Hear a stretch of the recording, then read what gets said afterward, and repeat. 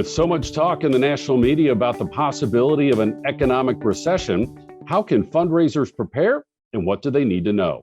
Hi, I'm Bill Stanczykiewicz. This is the first day from the Fundraising School, and I'm joined today by my mentor, previous director of the Fundraising School, longtime faculty member, Dr. Tim Seiler. And Tim, it's so great to have you with us. And continuing on our faculty at the Fundraising School, you bring so much wisdom and so much expertise. Thanks for being back with us on the Fundraising Schools podcast. Well, happy to be here, Bill. It's good to be part of the action again. So thank you for inviting me to do this.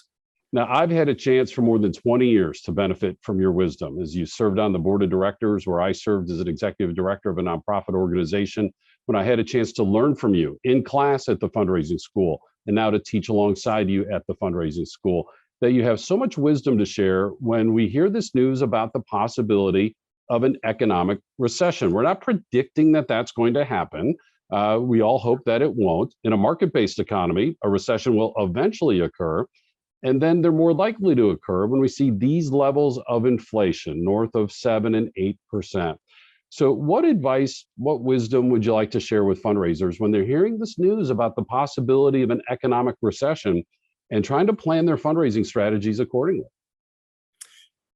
Well, I'll start with just a very simple statement, and that would be stay the course. Now, let me explain a little bit of what I mean by that, and I will use a favorite scene and statement from a movie that I've liked very much. It was the movie about the women's baseball team, and the star baseball player at the time had become frustrated, and she threatened to quit the team. And the coach at the time, Jimmy Dugan, played by Tom Hanks. I think that's right, Tom Hanks. Yep. And he says, "Why do you want to quit?" And she said, "It just got too hard." And his follow-up to that was, "Too hard? Well, of course it's hard. Hard is what makes it good. If it wasn't hard, anybody would do it." And I like that statement for a number of reasons. One is that I think fundamentally fundraising is always hard. I've said in classes when I taught before, fundraising is simple, it's not easy. And fundraising sometimes is hard to do. And with an approaching recession, or even just with inflationary numbers, what they are today, fundraising is probably going to be harder for many organizations. Interestingly, it won't be as hard for some organizations, depending upon where you are in the nonprofit sector. But for those who find it a little bit harder now, or a little bit more reluctant to fundraise, not knowing how to proceed in these times, I would say recognize that a couple of things. Recognize that even if there is a recession, all of your donors will not be hit the same way. Some will be affected deeply, and it will hurt their ability to give at all, probably. Others will be less negatively affected. And as you and I have talked many times before, donors are loyal to organizations that they care about. And even in tough financial times for donors, I think they'll find a way to stick with those organizations that they care about the most. There's a high level of loyalty among donors, particularly those who stay with an organization a long time, and those who move up in their own giving. So stay the course, keep doing what you're doing. Recognize that there may be a pause in the giving for some donors. There may be a decline in the level of giving from some donors, if not all donors. But also remember that as a nonprofit organization, you offer a kind of hope to people because of the work that you do. I think we should recognize that we can offer a kind of optimism, not foolish optimism, but rational, thoughtful optimism that things will be better, that they will get better. Nonprofits offer a kind of stability and a confidence to donors, and that's what donors might look for even more so in tough financial times. So basically, keep doing what you're doing. Again, a song I've quoted before, you know this, and others who might be listening to this probably heard me say this as well, but don't stop believing.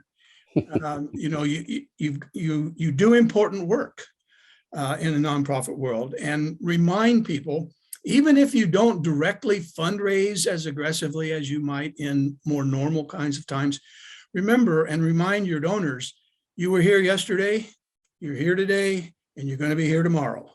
Now, staying here today and tomorrow may require some consistent and stable funding, and may require people even to think harder about giving even more, tightening their own belts in order to do so.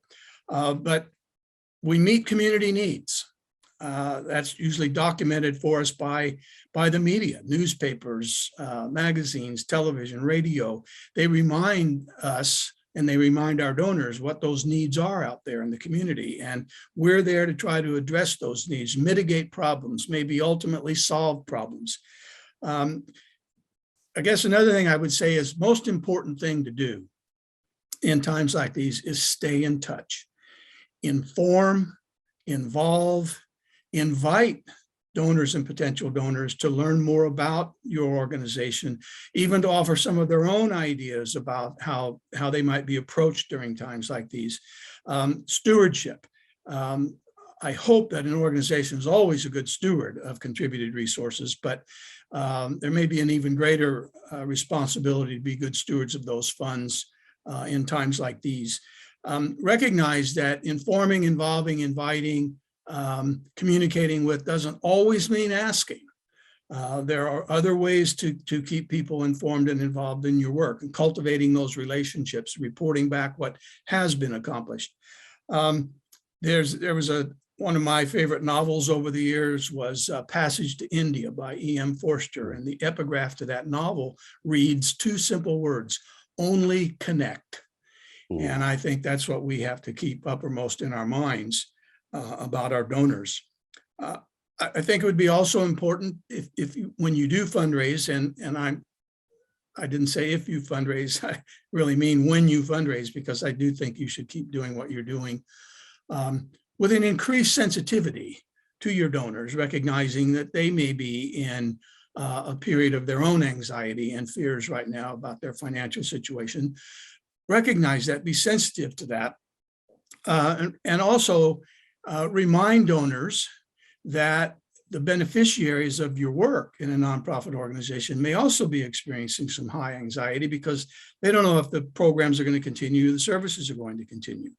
So hang in there, keep doing what you're doing, do it with a heightened sense of a heightened level of sensitivity. Remember always whom you serve. That's what the fundraising is all about, ultimately, is the people that we're serving, our direct beneficiaries of our programs and services, but even more broadly, the greater community to which we belong. Times like these, I believe, are a real acid test of the validity of our organization's mission. These are good times to reevaluate, revisit our mission, revisit the delivery of that mission and what it takes to deliver that mission and carry out those programs and services. Check on the strength of your case, test it with others, test it with your donors. How strong is the case? Does it need to be revalidated and reconfirmed? That will give us greater confidence to continue to do our work. So by and large, I would say, stay the course, keep doing what you're doing. Recognize that some people will be in a more difficult situation than others, and be good stewards of what has already been contributed. Report the impact you've had on the community, and remind people that the continuation of that impact depends, at least in part, on donors continuing to support the organization. Tim, so many good words of advice there that are practical, that are approachable, that we can adapt to our fundraising, and also a good word of reassurance that we're doing important work out in the community that doesn't change because there's an economic recession, the economic recession that can even become part of our fundraising case for support.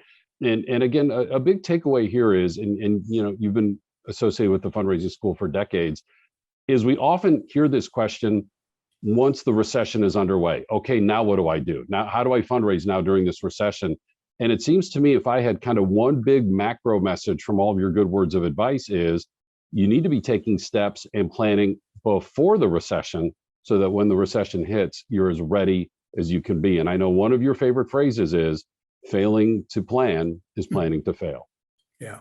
Well, Bill, you're exactly right. I mean, you kind of zeroed in on what the most important part of this is. Where we are right now in terms of high inflation and how that often is a forerunner to a recession. Now is the great time to be thinking, all right, if worse comes to worse, what are we going to do and how are we going to do it?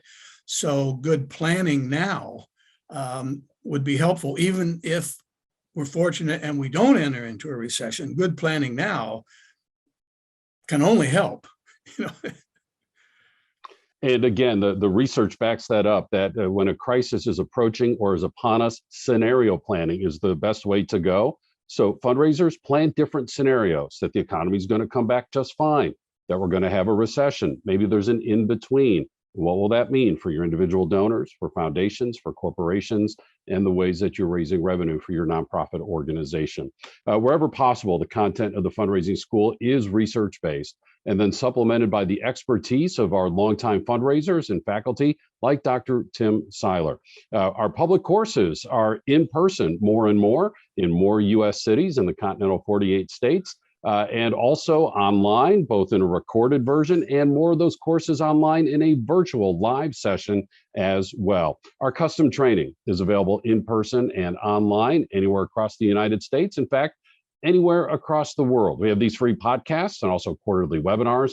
And of course, don't forget the new edition of Achieving Excellence in Fundraising, the 5th edition, which includes, yet again, the wisdom and expertise of Dr. Tim Seiler and dozens of other authors. It's one of the best collections of research-based, practical fundraising advice and strategy, Achieving Excellence in Fundraising, the 5th edition. All this available on our website at philanthropy.iupui.edu/the Fundraising School. Our guests today, Dr. Tim Seiler, our producers, Jennifer Boffman and Mike Anthony. I'm Bill Stanczykiewicz, and now you are now more fully informed on this first day from the Fundraising School.